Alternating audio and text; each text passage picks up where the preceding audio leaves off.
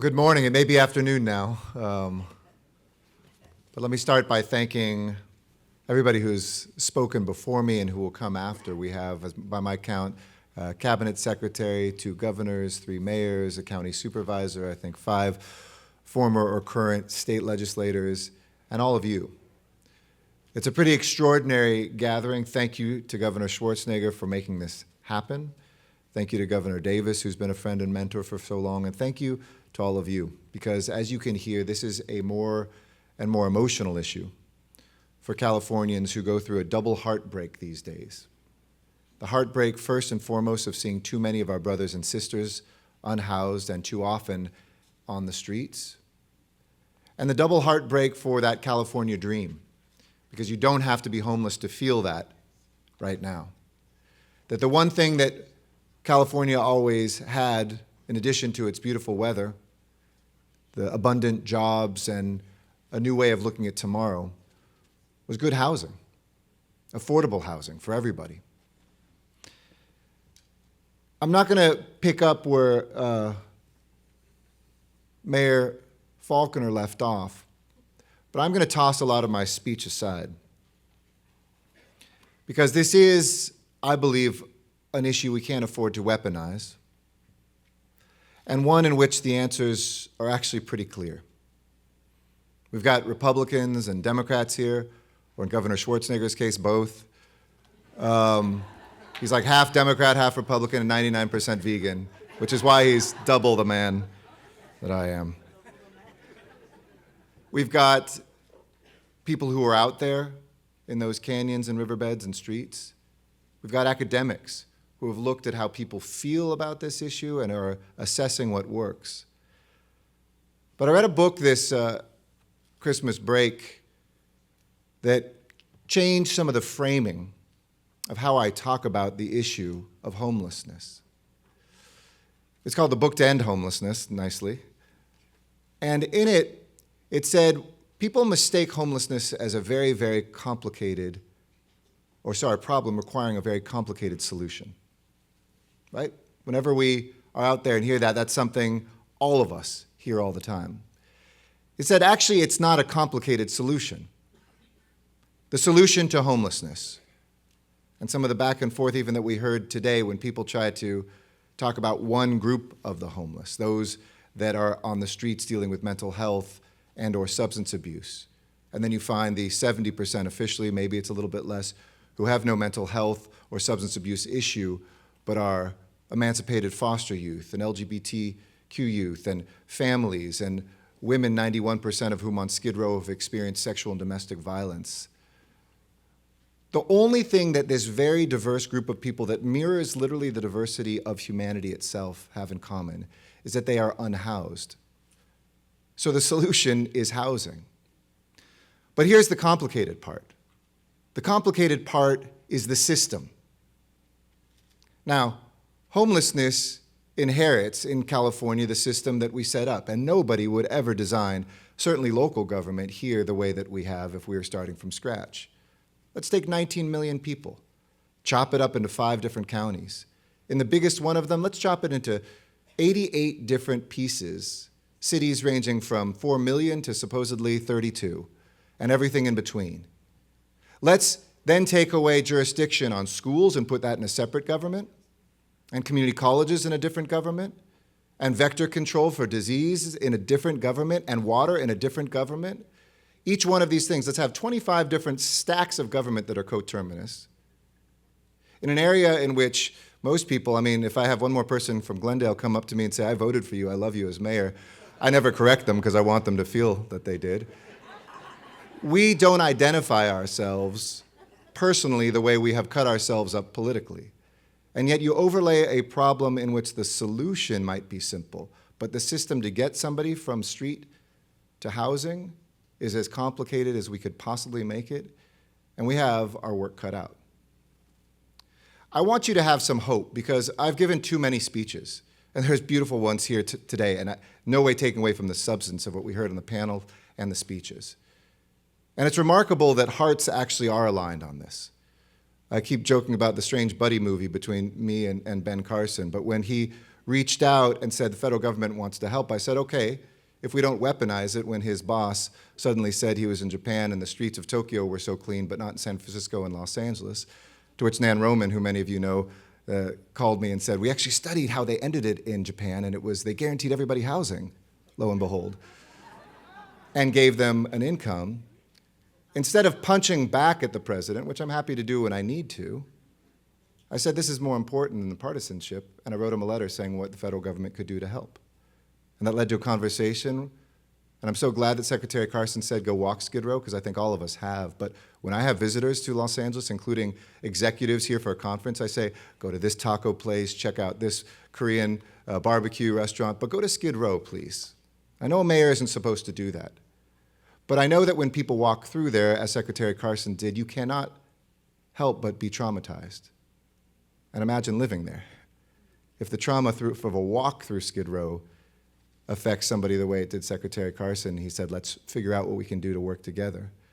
When I hear from the Newsom administration, the extraordinary help of ramping up dollars and surplus property and trailers and services, and then the federal government says, hey, we have some surplus property and maybe some money and some trailers and some services, we realize that we are not only aligned in heart, but I think we know how to solve this problem.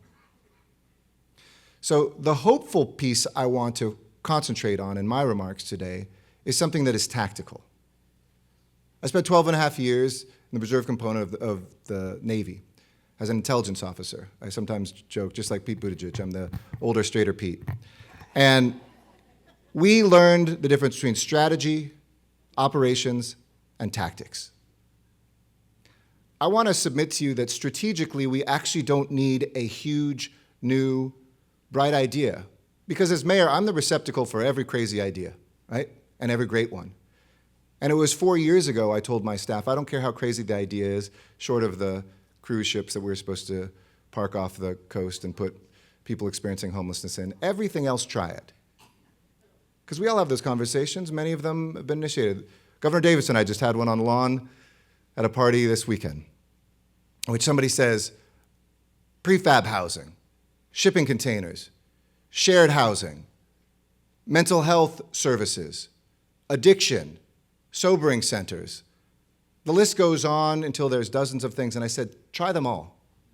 Even though I think a lot of people don't understand out there, this audience does, that the city government in California has very little jurisdictional authority over the causes of or the cures out of homelessness.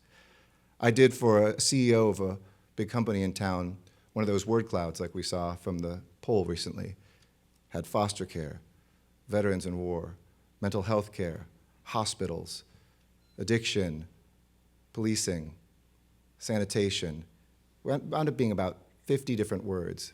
And then I pressed forward on the slides and we color-coded what the city of Los Angeles has responsibility for, and only 2 of those words remained: policing and sanitation.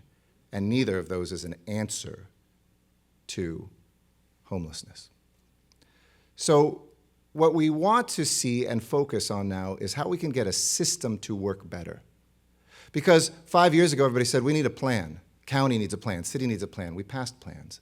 They said, we've never had enough money. So bravely, we went to the ballot with not just 1, but 2 measures, the largest in US history at the local level, and they both passed. And people can nibble around the edges and criticize it should be 15% less expensive on housing, or we should get the H dollars out faster, but it is a historic amount of resources.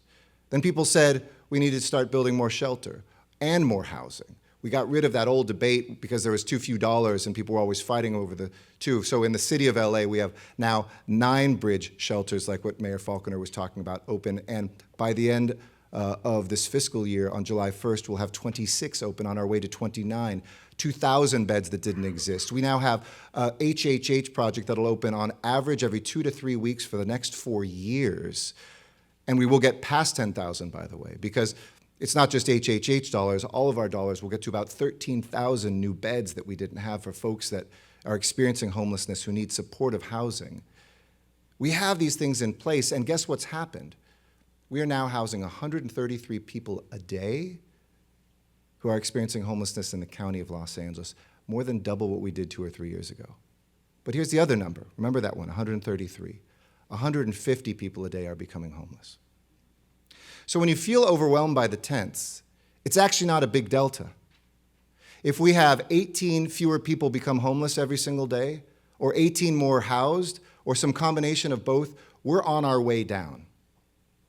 But my message to our state and federal government is we cannot do this alone. When folks are saying we're going to enforce our way out of this, that successful story of Brian that we just heard was successful because there was housing waiting for him. And if people say crack down, and I was talking to somebody who was living in Mayor Garcia's city recently, a man who was a former US prosecutor in Chicago. His daughter was caring for his sick wife who died.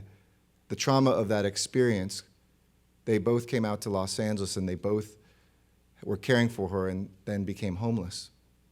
He's now at a place where he's ready to come off the street, but she, with no history of mental illness whatsoever, is so scarred by not the official harassment, but the kind of unofficial harassment that happens when you're on the street.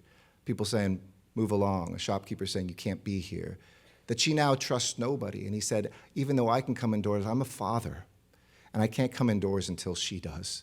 I can't leave her on the streets alone. If we don't listen to people who are the ones who are the practitioners out there, we've gone from 25 outreach workers to 800 in LA County, and I go out with them all the time. If we don't listen to the fact that if we do things the wrong way, it's that much tougher to get somebody off the street, while we address, yes, making sure that people don't die on our streets so that we adjust the level of what somebody who needs institutional help is about. Yes, as we look at things like not repealing 47, but actually enacting 47. I want some dollars so that people coming out of a jail have a plan for a job and have a plan for housing and have the resources for it. Like our program that we launched in the city of LA that allows folks coming out of prison and coming out of jail to work for Caltrans. And what's a 2/3 recidivism rate or higher in California becomes so far a 3% recidivism rate 3 years into this program, because nothing stops reincarceration like a job. So let's do those things, but right now, let us not lose hope. Let us not go into camps. Let us not have what we spend 90% of our time on right now is a circular firing squad. Your philosophy doesn't work. You're not doing enough. It's you to blame. And we will not solve homelessness if 90% of our efforts go into that frustration. Where we will is if we just push 10% harder and see that 150 and that 133 reverse. And maybe even more than reverse, we can see it begin to come down rapidly. The real solution to homelessness does piss off at the end of the day conservatives and liberals. To some conservatives who don't believe people should get from government or any other source their housing paid for when other people struggle just to make their rent, and all of us can understand that, but I'll get back to the evidence. And one day when there are the funds to properly do this, and every country that's eliminated homelessness and that doesn't have it has that social safety net. Japan did it. When you look at places like Hong Kong or Singapore or Northern Europe, there's a guarantee.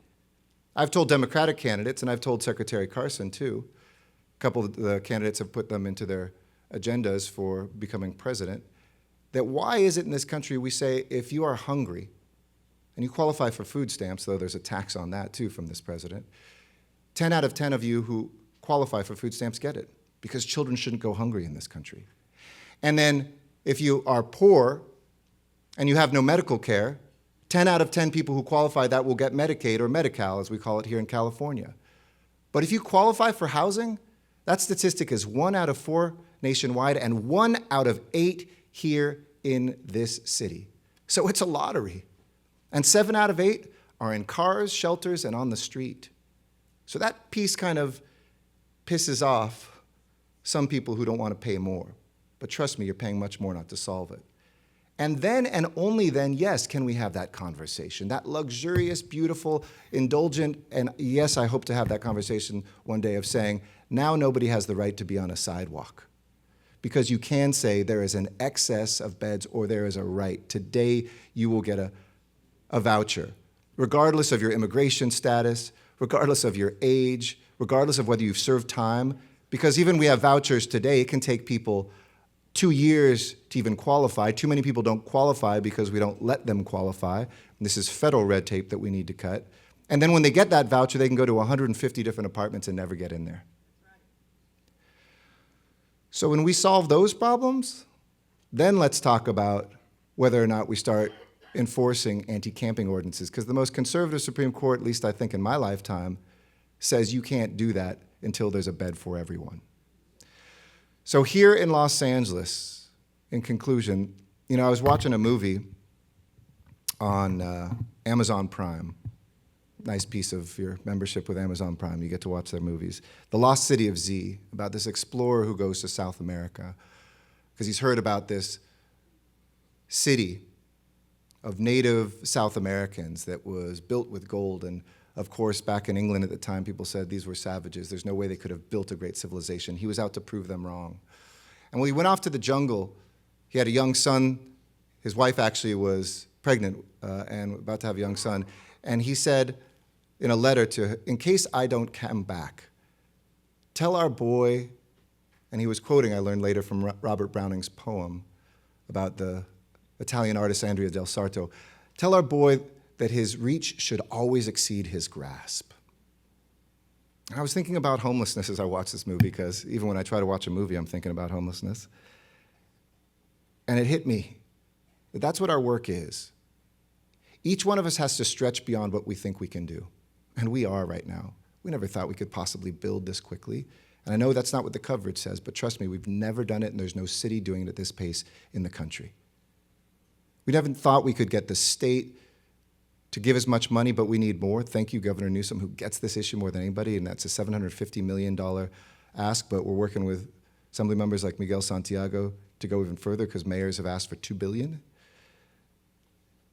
The federal government, we're not going to shut out, but whatever they give, we're going to need more, and you should demand out of your federal government more, because one day we will hold something that today we don't think we can.